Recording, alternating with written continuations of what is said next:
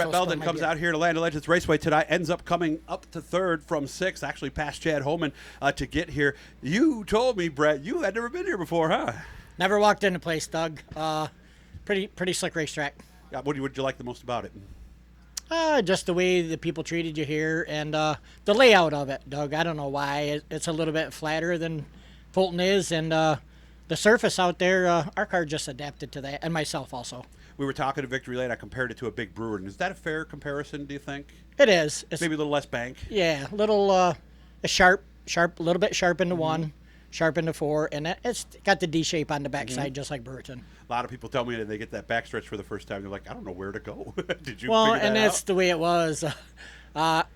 Listening to my son-in-law and stuff talk to me when we got done, there was 2 or 3 times I actually collected that inside concrete barrier down here just because it's tough to see where to enter the corner. And down here, our car was way better right down on the hub rail than it was up top. Down in 1 and 2, it was racy all over the place down there. Okay. Cautions help or hurt you? I think at the end they helped me when we were going through lap traffic. No, when we were going through lap traffic, it helped me not having a caution. And the cautions at the end, I think, helped me. Okay, yeah, because that's how you ended up getting Chad, right? For yeah, third. Yeah, because we were restarting fourth with the second to the last restart, and he blew 3 and 4. That hard to see turn 3, and I just looked at my chops and went underneath him and ended up third. What made you come out here in the first place? I'm curious because you're a long way from home. Never been here. Oh, so that was the allure?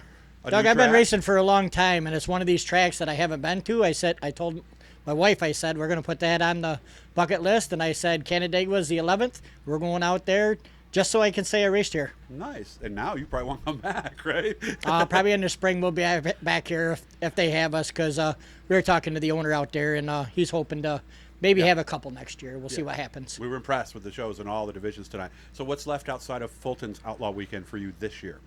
Outside of Fulton, we got one October 14th and 15th. They're having a big pro stock race down in Port Royal. Oh. And the last few weeks, we've been running a pro stock deal with Ted's Body Shop. Ted Welch. Travis Welch. Unfortunate for him, he had to have surgery on his leg. I wonder why he wasn't driving, because he just bought a car. And he put me in his brand new car, and we ran that for 3 weeks. And he's going to get better and get back in it, so he's asking if maybe we won't go down to Port Royal with him and run a car down there. So I really got to thank them guys down there. And that's another track that I haven't been to, Doug. Right? Gotcha. Yep. There's something different about coming to a track you've never been to, isn't there? There's something really cool about it, isn't there? It is. I mean, we got here, wife and I did. I unloaded the car. I walked out there, and I just stood in turn 4 and envisioned being out there. But when you get out there with the car, it's nothing like it. And it is. It's tough to get landmarks or anything the first time going around here, And especially when you go out there for 2 or 3 hot laps, and then you go out there for the heat race, start dead last in the heat race. All right, you got to pass these guys to get to 4th so that you can redraw. And it's just tough knowing where the edge of the racetrack is, where the good spots are. None of that. And you've heard enough guys in the interviews in this channel with mine talk about marks.